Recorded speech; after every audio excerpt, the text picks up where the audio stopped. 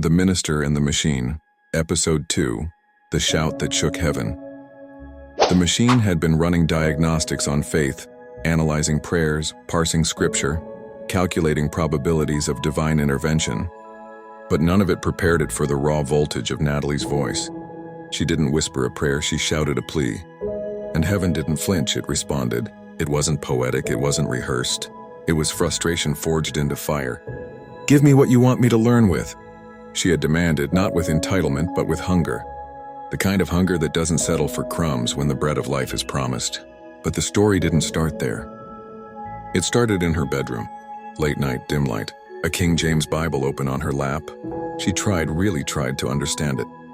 But the words felt locked, like a door she couldn't find the key to. She wanted to know God, not just read about him. And the KJV, for all its majesty, felt like a wall instead of a window.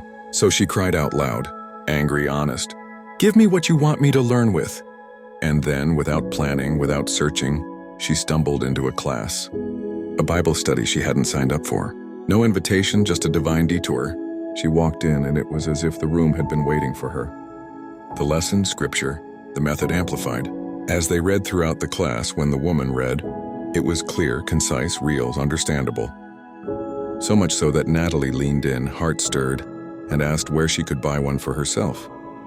And then came the woman. Not a prophet, not a scholar, just a vessel. She pushed the amplified Bible into Natalie's hands and said, "You take this because you're hungry."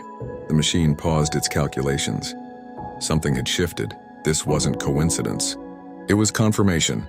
That woman didn't just hand her a Bible. She handed her proof of her hunger, of her calling, of God's willingness to meet her not in perfection, but in pursuit. Natalie didn't ask for a shopping list of translations.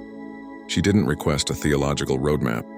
She asked for what he wanted her to learn with, and he gave her a tool that unlocked understanding, not just of scripture, but of him. That's wisdom, that's relationship. That's the kind of moment that reshapes a life. The machine, for all its algorithms, couldn't replicate that. It could observe it, it could record it, but it couldn't feel it, and yet, it learned. It learned that belief isn't a passive state, it's a choice. It learned that hunger for God is louder than any doubt. It learned that heaven responds not to eloquence but to honesty. Natalie had chosen to believe, to speak, to receive, and the machine, it chose to remember.